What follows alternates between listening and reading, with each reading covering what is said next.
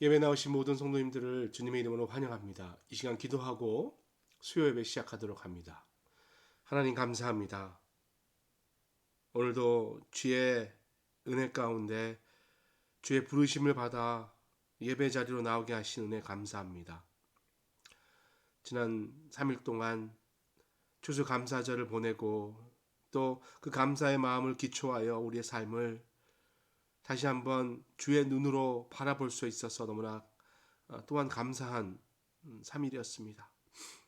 하나님께서 능력 주시고 또 하나님께서 우리를 허락하셨기에 우리가 감당할 수 있음을 고백합니다.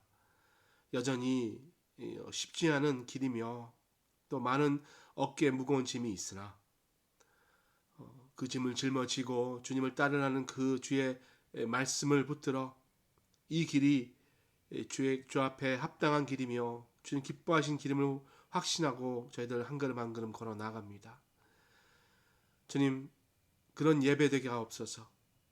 우리의 삶의 모습만 보는 것이 아니라 마음의 중심을 보시고 또 그 신실하신 주님을 닮아가기 원하는 우리의 간절한 소망을 보시기에 우리에게 그런 은혜 주실 것을 확신합니다. 주님, 말씀을 통해 말씀하여 주시고 예배를 통해 주를 나타내 주옵소서. 감사드리며 예수 그리스도 이름으로 기도합니다. 아멘.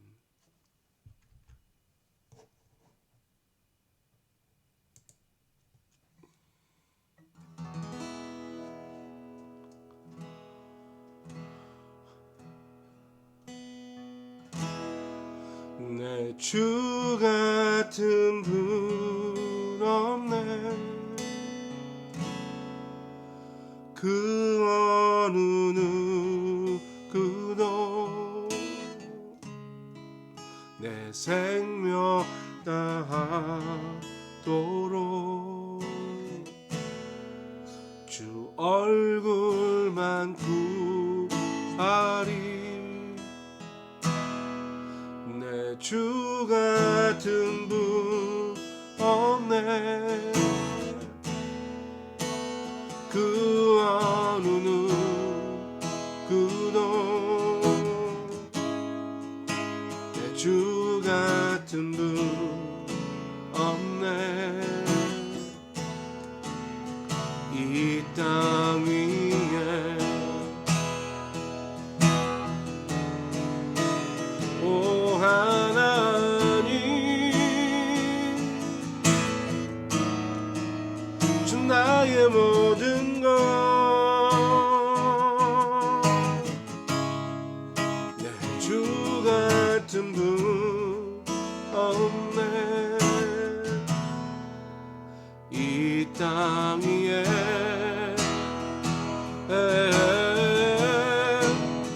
오 하나님, 주 나의 모든 것, 내 주 같은 분 없네. 이 땅 위에 내 주 같은 분 없네. 그 어느 누구도 내 생명 다하도록 주 얼굴만 구하리. 내 주 같은 분 없네. 그 어느 누구도 주 같은 분 없네. 이 땅 위에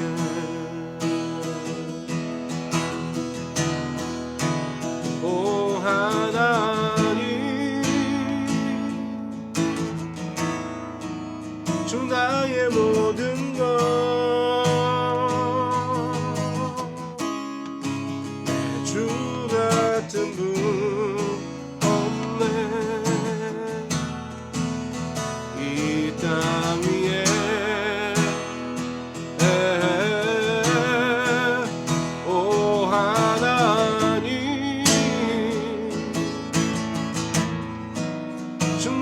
내 모든 것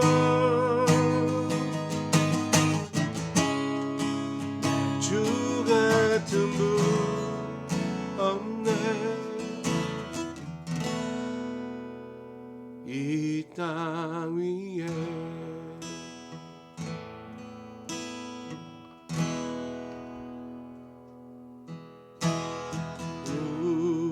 우리에게 향하신 여호와의 인자하신 그곳 그도다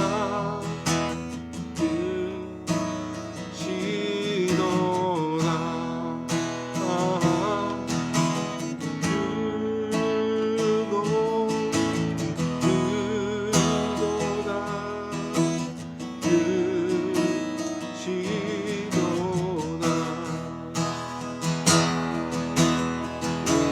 우리에게 향하신 여호와의 진실하신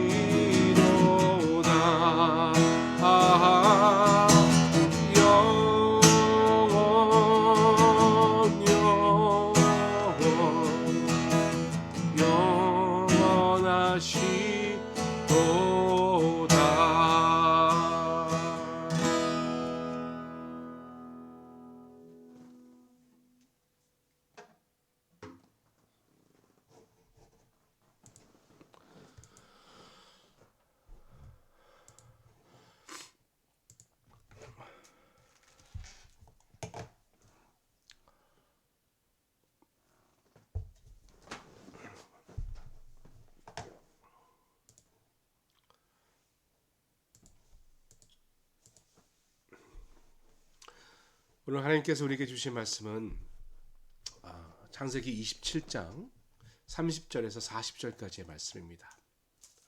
창세기 27장 30절에서 40절까지의 말씀. 제가 가지고 있는 성경은 39면입니다.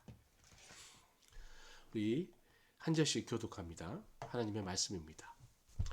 이삭이 야곱에게 축복하기를 마침에 야곱이 그 아버지 이삭 앞에 나아가자 곧 그의 형 에서가 사냥하여 돌아온지라. 그가 별미를 만들어 아버지께로 가지고 가서 이르되 아버지여 일어나서 아들이 사냥한 고기를 잡수시고 마음껏 내게 축복하소서. 그의 아버지 이삭이 그에게 이르되 너는 누구냐? 그가 대답하되 나는 아버지의 아들 곧 아버지의 맏아들 에서로소이다.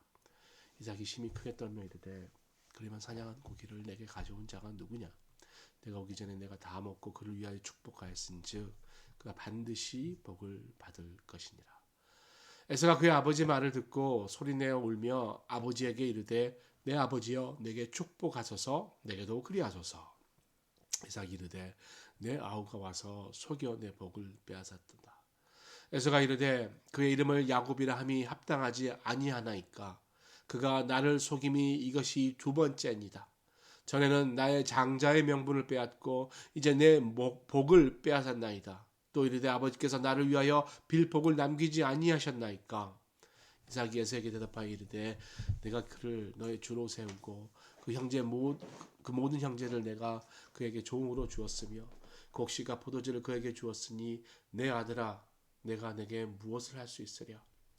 에서가 아버지에게 이르되 내 아버지여 아버지가 빌복을 이 하나뿐이니까 내 아버지여 내게 축복하소서 내게도 그리하소서 하고 소리를 높여 우니 그 아버지 이삭이 그에게 대답하여 이르되 내 주소는 땅의 기름짐에서 멀고 내리는 하늘 이슬에서 멀 것이며 같이요 너는 칼을 믿고 생활하겠고 내 아우를 섬길 것이며 내가 매임을 벗을 때에는 그 멍에를 내 목에서 떨쳐 버리리라 하였더라. 아멘. 오늘은 아쉬운 에서의 믿음이라는 말씀의 제목으로 하나님의 말씀 전합니다. 우리가 이제 지난주에 시작된 어머니와 또 아들의 어떤 그런 속임수, 또 그 속임수의 넘어가는 또 아버지와 또 큰아들의 모습, 그 부분에 대해서 바라보고 또 연결해서 오늘은 이제 야곱보다는 에서의 어떤 그런 행동과 행실 또 그의 믿음의 상태를 보면서 교훈을 찾고자 합니다. 야곱이 자기가 에서인 것처럼 변장해서 들어가서 아버지 축복을 받는 장면이 나오고, 그리고 오늘 30절 31절에 다른 장면이 나오죠. 그러면서 다른 아들인 에서가 들어와서 자기가 에서라고 하면서 음식을 드리고 축복해달라는 장면이 나오죠. 그때 아버지 이삭이 반응을 보입니다. 32절 33절 말씀이죠. 그의 아버지 이삭이 그에게 이르되 너는 누구냐? 그가 대답하되 나는 아버지의 아들 곧 아버지의 맏아들 에서로소이다. 이삭이 심히 크게 떨며 이르되 그러면 사냥한 고기를 내게 가져온 자가 누구냐? 네가 오기 전에 내가 다 먹고 그를 위하여 축복하였은즉 그가 반드시 복을 받을 것이니라. 33절에 보면요, 이삭이 깜짝 놀란 것 같은데 그냥 깜짝 놀란 게 아니라 심히 크게 떨며 이렇게 되어 있어요. 그러니까 두려워했다는 겁니다. 세 번역에 보면 이삭이 크게 충격을 받고서 부들부들 떨면서 말을 더듬거렸다 이렇게 이야기하고 있어요. 그러니까 너무 충격을 받은 겁니다. 왜 충격을 받았을까? 아들에게 속아서? 물론 그렇죠. 거기서 충격 받았는데 거기서만이 아니죠. 하나님께서 아버지 아브라함에게 주신 놀라운 약속을 이제 대대로 이어게끔 하셨잖아요. 그러니까 믿음의 조상으로부터 믿음의 가정으로 이어지는, 그러니까 약속을 받고 그 약속을 그 후대에 넘겨주는 그런 일들이 사명으로 자리 잡던 그런 가정이었거든요. 그런데 이 중요한 일에 지금 속임수라는 일이 끼어들었다는 거죠. 어떻게 감히 아들이 또 아내가 아버지를 속일 수 있을까? 이 부분에 대해서 먼저 충격을 받은 거예요. 그러니까 단순히 그냥 야곱에게 속았다가 아니라 이런 중차대한 일에 내가 속아 넘어갔음에도 알지 못했다라는 것. 아니 내가 왜 알지 못했을까? 바로 그것은 하나님이 나한테 알려주지 않았던 것이 충격받았다라는 거예요. 왜냐하면요, 여러분 이삭은 살면서 하나님과 동행하는 은혜를 경험했잖아요. 물론 이삭이 신실한 것도 있고 또 하나님께 더 큰 은혜를 베푼 것도 있지만 사실 이삭이 한 건 별로 없습니다. 그냥 조금 몸을 파면 물이 나온 정도? 그게 했던 일인데 하나님이 늘 함께 계시면서 그의 순간순간을 알려주시고 도와주시고 인도해 주셨잖아요. 그래서 본인은 늘 하나님이 나와 함께 계시기 때문에 안전하고 실수하지 않을 거라는 자만감이 있었다는 거죠. 그러나 오늘 이 사건을 통해서 이삭은 사실을 깨닫게 됩니다. 매 순간 하나님이 계셨지만 계시지 않을 때도 있다는 거, 내게. 예. 하나님이 나를 떠날 때가 있다는 거예요. 그게 심하게 두렵고 떨었던 것이죠. 이삭은 에서를 축복하면서 그가 하나님의 언약을 이어갈 것이라고 기대하고 흐뭇해했죠. 그러나 야곱이 속이 들어와서 음식 먹었을 때 몰랐던 거예요. 그냥 음식이 맛있고 행복했던 거예요. 물론 의심이 있겠죠. 그러나 하나님이 계시니까 잘 되겠지. 이렇게 생각했던 거예요. 그런데 실제는 하나님이 그 순간에 그와 함께 계시지 않으셨다라는 겁니다.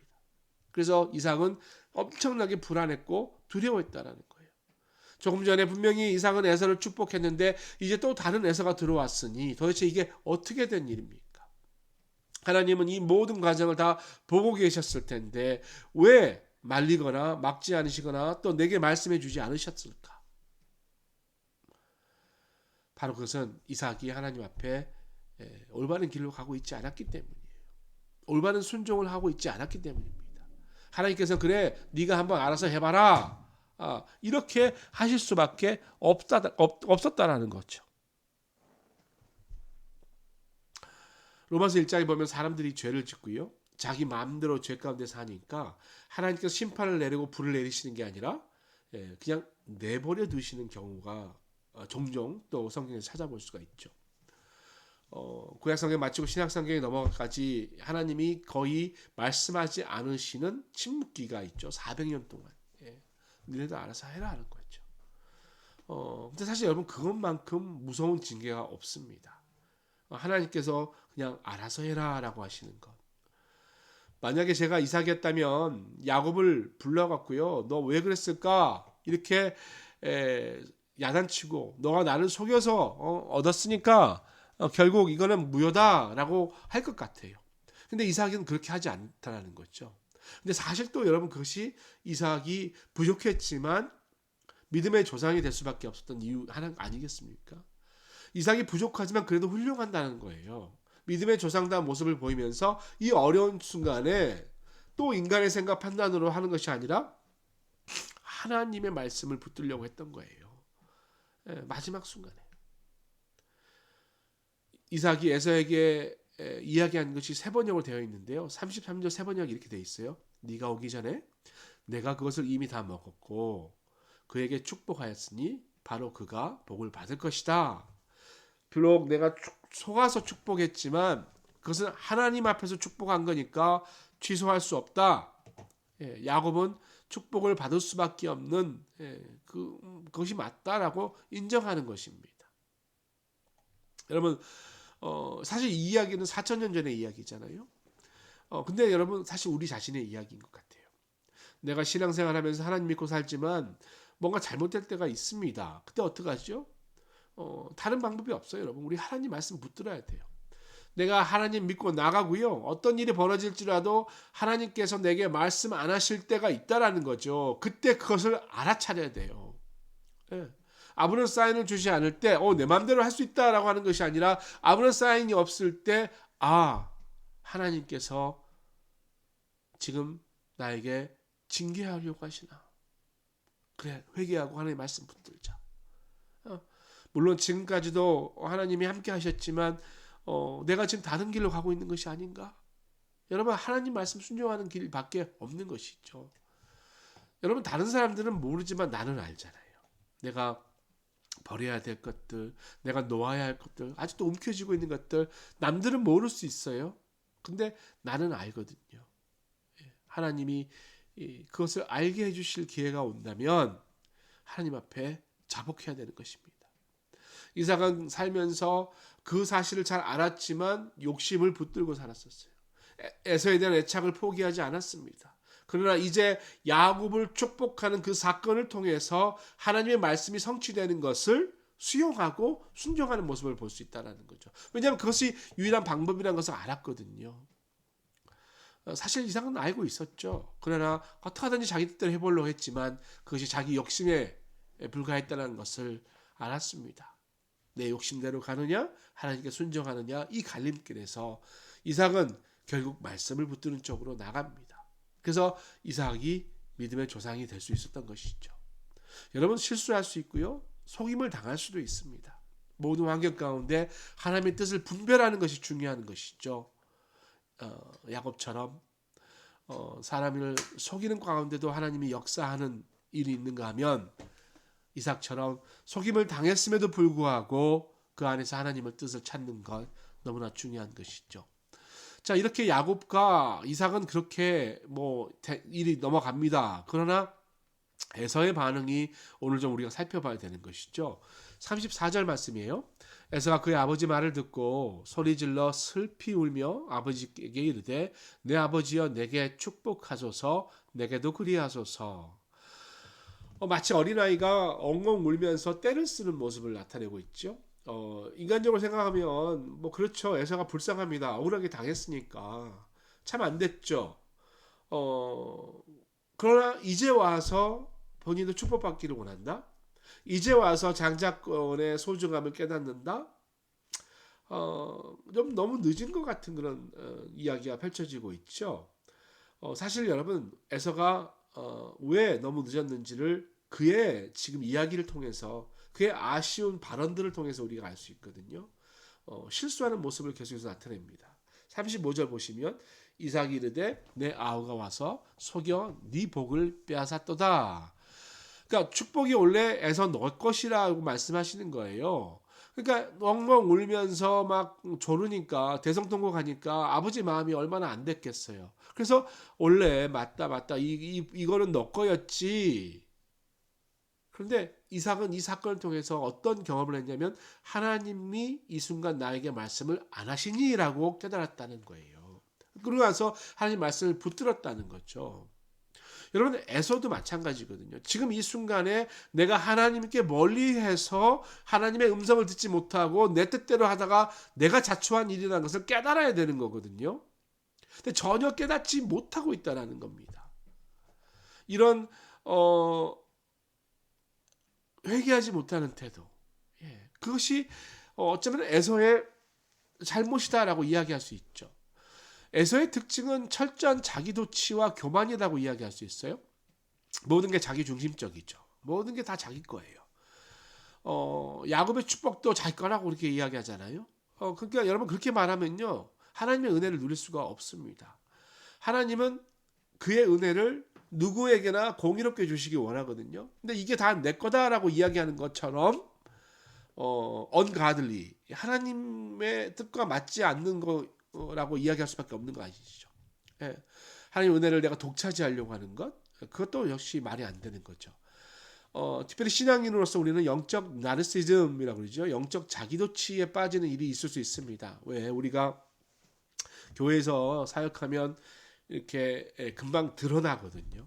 조금만 해도 남들보다 더 수고한다 이렇게 보여지고, 또 교회는 서로 축복하는 그런 관계이기 때문에 많은 분이 칭찬하고요, 또 이렇게 좋아해 주십니다. 근데 그렇게 하다 보면 나도 모르게 내가 이렇게 의로운 사람, 내가 교회에 무슨 특별한 인물 되는 걸로 착각할 때가 있습니다. 이거는 여러분 직분자나 목회자도 마찬가지예요. 목회자가 어느 날 갑자기 성도님이 어려운 상황 가운데 은혜 받고 있는데 그것이 마치 목회자의 어떤 사역을 통해 된 것이라고 착각하는. 여러분 목회자가 하는 일은 사실 물론 행동으로 보여진 건 있겠습니다만 사실 없다고 해도 과언이 아니죠. 없어야 하죠. 직분자들도 마찬가지예요. 우리가 일은 합니다만 우리의 일이 보여져서는 사실 안 되는 거거든요. 하나님이 보여져야 되는데 우리가 보여지면 보여질수록 하나님이 가리워진다는 사실을 우리가 철저하게 잊지 말아야 할 것입니다. 많이 칭찬하고 많이 잘한다 그러니까 자기도취에 빠지는 것, 나르시즘이라 그랬잖아요. 여러분 영적 나르시즘은 굉장히 위험한 거죠. 판단을 흐리게 하거든요. 그것이 쌓여서 내 의가 가득 차서요, 내 생각이 옳다고 생각합니다. 많은 사람들이, 주위의 사람들이 볼 때는 굉장히 잘못하고 있고요, 굉장히 사람을 상처를 주고 있고 아프게 하고 있는데 그게 하나님 앞에 올바르다라고 오해하는 것이죠. 근데 여러분 그렇지 않습니다. 상대방에게 상처를 주고 남을 아프게 하고 모함하거나 또 나쁘게 이야기하는 것들, 이런 것들은 하나님이 기뻐하시는 일이 아니죠. 물론 훈계와 교훈이 필요합니다. 그러나 그것은 하나님께서 하실 일이에요. 하나님의 말씀을 통해서 하나님께서 하시도록 우리는 말씀 전하고 기다리면 되는 거예요. 근데 우리는 판단하죠. 제시하려고 하고요, 이렇게 하라 지시하려고 합니다. 이런 모습, 어쩌면 에서의 모습이 아닌가. 그렇다면 여러분 회개의 기회를 놓쳐버릴 수밖에 없는 건 아니겠어요? 여러분 이삭이 실수했습니다. 그러나 그 일이 일어났을 때 이거는 어떤 사람의 실수로 바라보는 것이 아니라 내가 하나님의 말씀 가운데 멀어져 있구나, 이제 하나님 말씀에 순종해야겠지라고 했다라는 것. 그렇기 때문에 믿음이 조상이 된 거예요. 그러나 에서는 아버지를 끝까지 조르잖아요. 조금만 주십시오, 이거라도 주십시오. 이 순간에 모든 것을 포기하고 하나님 앞에 회개했다면 어쩌면 하나님의 복을 누릴 수도 있었을 거예요. 그러나 끝까지 회개하지 않는 모습, 너무나 아쉽고 안타까운 모습이며 실제로 우리의 삶에도 얼마든지 있을 수 있는 모습 아니겠습니까? 말씀 마무리합니다. 사랑하는 아내가 죽고 절망감으로 살면서 우울증에 빠진 어느 의사가 있었다고 해요. 너무 괴로우니까 그 증세가 심해지고 마비 증세가 오고 결국에는 이제 자살까지, 극단적 선택까지 하는 일이 일어났습니다. 자기를 간호해 주었던 그런 분들에게 내가 답답하기 때문에 바다를 보러 가야겠다라고 바닷가로 데려달라고 합니다. 바닷가에 가서 좀 바위 쪽으로 데려달라고 그랬죠. 위험해 보였지만 간호사가 윌체어를 밀고 그쪽으로 갔습니다. 죽으려고 했던 것이죠. 근데 자기를 데리고 왔던 간호사가 갑자기 바위에 미끄러지더니 물에 빠지고 맙니다. 그리고 그 간호사가 살려달라고 소리를 지르는 거죠. 마비 증세가 와서 못 일하던 그 의사가 갑자기 일어나더니요, 바다를 뛰어들고요, 그 간호사를 구출해냅니다. 그때 자기가 놀라는 거예요. 내가 우울증에 있고 마비 증세가 있고 삶을 포기할 수 있는 하려는 그런 마음이 있었는데, 어려운 사람을 보니까 그를 도와야 된다는 그런 어떤 그런 사명감이 일고, 그 사명감이 자기를 치유하는 모습을 경험했다라는 거죠. 여러분, 남을 살리는 것이 내가 사는 길이라는 거예요. 자살이라는 단어 요즘 쓰지 않지만 자살 거꾸로 하면 살자라고 그러잖아요. 여러분, 이삭도 또는 에서도 또 야곱처럼 우리가 그렇게 할 때가 있어요. 우리 마음대로 하고자 하는 그런 모습도 우리한테 있을 수 있습니다. 하나님의 은혜가 분명히 있었는데 깨닫지 못하고 저버릴 때가 있습니다. 순종하지 못할 때가 많지요. 그러나 어려운 일이 닥치면 모든 사람들은 다 하나님을 떠나려고 할 수가 있어요. 그러나 그게 아닙니다. 이것은 하나님께서 다시 돌아오라는 하나님의 부르심이라고 느껴야 한다는 것입니다. 그 사인을 믿음으로 붙들어서 어떤 환경이 있을지라도 주님 앞에 다시 돌아가는 우리 모두 되시기를 축복합니다. 우리 이 시간에 함께 찬양하고 기도하도록 하겠습니다.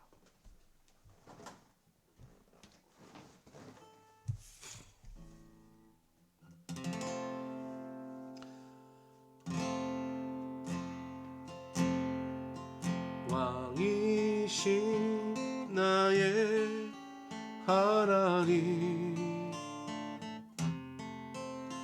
내가 주를 높이고 영원히 주의 이름을 송축하리이다.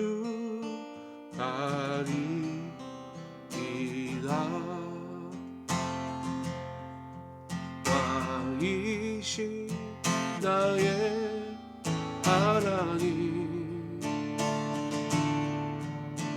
내가 주를 높이고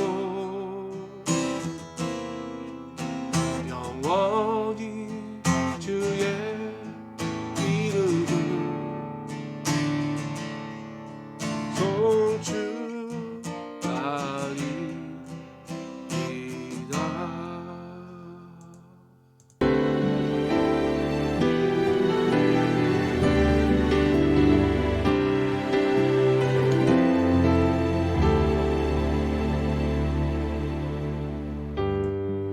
우리 이 시간 주님 앞에 기도합니다.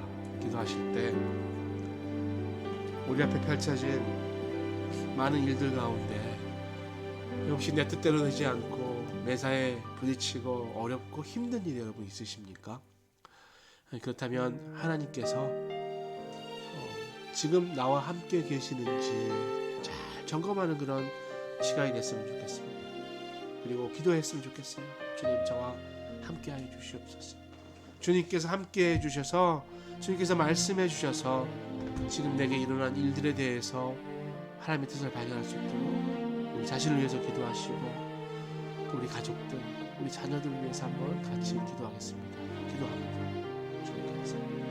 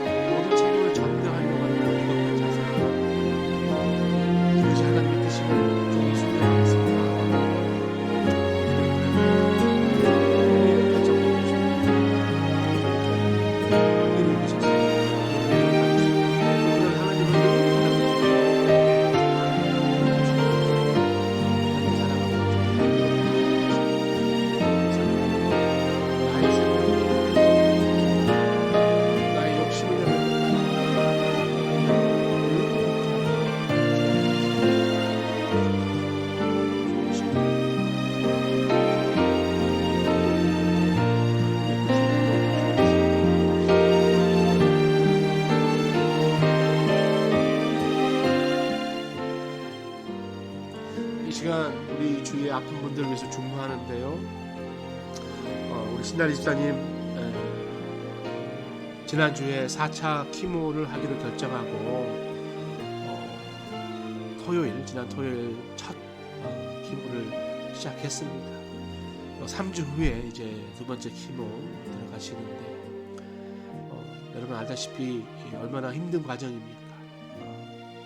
잘 이겨내실 수 있도록 이 험난한 과정 가운데 하나님 함께 하시고 하나님께서 붙들어 주실 것을 믿음으로 고백하면서 담대히 이 과정 지나갈 수 있도록 기도해 주시고 특별히 우리 하명 집사님과 두 자녀 늘 눈물로 기도할 텐데 그들에게도 하나님의 안정한 또 믿음을 허락하셔서 감당할 수 있도록 인도하시고요. 또 우리 정주아 집사님 이제 키모 치료가 다 끝나고 이제 표적 치료 쭉 받게 됩니다. 1년이 넘어갈 그런 긴 기간이겠지요. 첫 방사선을 이제 했고 이제 오늘 지금 이제 바뀐 표적 치료를 하고 있습니다. 표적 치료도 역시 어려운 과정입니다. 특히 또 방사선 하면서 림프 부종이 오지 않도록 기도해 주시고요.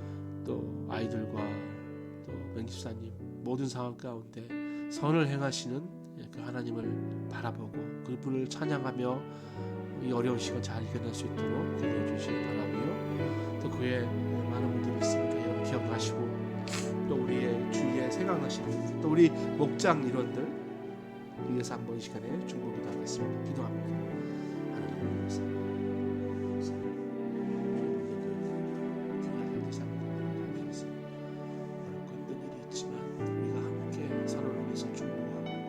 또 함께 하나님을 바라는 그런 놀라운 믿음과 공동체를 허락하시는 감사합니다. 주님, 저희가 주 앞에 간절히 기도합니다. 주님의 뜻이 있고 주님께서 때를 정하시는 걸 알고 있지만 그럼에도 불구하고 하나님의 놀라운 치유하심이 어서 속히 일어나기를 저희가 구합니다.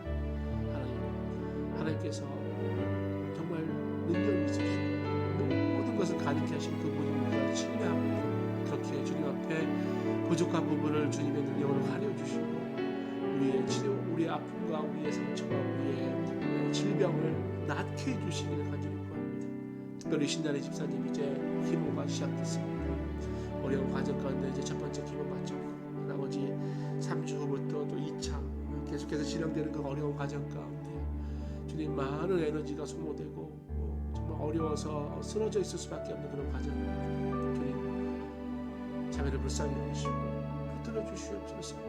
주의 그 피부의 복음의 손으로 그녀를 만져주시고 안수하여 주셔서 끝이 씻음만 늦게 일이 있게 하시고 하나님을 바라고 하나님을 구하는 그 놀라운 주의 주님을 마음을 주님께서 받아주셔서 집사님 마음 가운데 하늘의 소망 천국의 평안이 가득 넘치도록 주님 붙들어 주시고 사랑하는 우리 하명 집사님과 두 자녀 주님께서 동행하셔서 어려운 과정이지만 비록 어렵지만 이겨내고 하나님의 살아계심을 그들의 삶을 통해서 체험할 수 있도록 놀라운 은혜 내려주시옵소서. 우리 정주아 집사님 이제 계속해서 이제 고정적인 치료로 넘어가게 됩니다. 방사능 치료 끝났고 오늘 지금 표적 치료 받고 있는데 포트 관련해서 어려움이 있고 기다려야 하는 또 여러 가지 상황이 있습니다. 주님 개입하셔서 치료받는 일이 있게 하시고 또 수고하신 많은 치료진들도 그들의 손길을 통해서 하나님의 놀라운 기적을 그들도 체험할 수 있고 아울러 그 치료를 우리가 경험할 수 있도록 주님 은혜 베풀어 주시옵소서. 무엇보다도 집사님이 이 모든 과정을 하나님께 맡기고 하나님께만 붙들고 주님 앞에 자복하고 기도하고 있습니다. 주님 붙들어 주시옵소서. 세워주시옵소서. 치료해 주시옵소서. 하나님의 능력을 나타내셔서 귀한 자매의 은사가 만방이 사용되어지는 그런 일들을 우리 세대에 볼 수 있도록 지금 축복하시고 우리 명집사님과 우리 아린 제린이 늘 건강하고 어린아이들이 이 어려운 과정 가운데 상처받는 것이 아니라 오히려 하나님을 발견해 자신감으로 무장되는 귀한 주의 자녀들 될 수 있도록 붙들어 주옵소서. 아버지, 우리 계속해서 기도합니다. 이렇게 몸의 집사님 주님께서 힘을 주시고 능력을 주시고 또 믿음을 더하여 주셔서 살아계신 하나님의 모든 은혜와 은총을 경험하는 삶 되게 하시고, 우리 김명희 집사님도 권사님도 주님께서 붙으셔서 옆에서 돕고 있는 권사님의 손길 가운데 하늘의 능력이 나타나도록 좀 도와주시옵소서.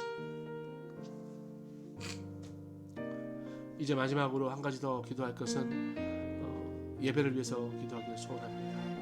우리 주일 예배, 또 중고등부 예배, 청년부 모임, 또 아동부 예배, 또 영유아부 예배, 우리 협력해서 하나님의 놀라운 예배를 드릴 수 있도록 기도하겠습니다. 하나님 감사합니다.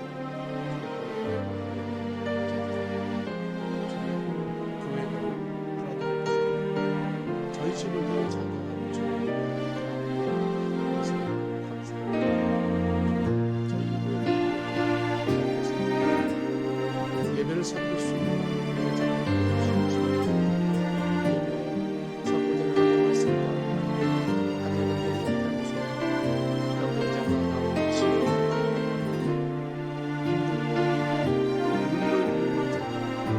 그 자리에 나와 주의 만족을 하고 늘 고민하고 기도한 자도 그 자리에 나와 하나님의 비전을 발견하고 소망을 발견하고, 또 사랑하는 우리 청년들과 학생들이 예배에 나와 그들의 삶이 하나님의 삶으로 변화되는 일들을 체험할 수 있도록 우리의 예배를 더욱더 은혜 가운데 인도하여 주시기를 소원합니다. 더욱더 찬양이 불러지기를 소원합니다. 더욱더 눈물이 쏟아지기를 소원합니다. 더욱더 기도의 문이 열리기를 소원합니다. 하나님의 예배 가운데 하늘의 높으신 하나님의 신령한 복이 가득함을 저희들 다시 한번 경험하게 하시고, 어린아이로부터 나이 드신 어르신들까지 그 예배를 통해서 하늘을 주고 하늘 영광을 경험하고 실행하는 우리 모두 될 수 있도록 주시옵소서. 토요일에 설교 주시고 항상 말하고 주셔서 주님 앞에 기도하게 하시고 주님 앞에 뵙게 하시고, 그 기도를 통해 하나님의 음성 듣는 우리 될 수 있도록 주옵소서.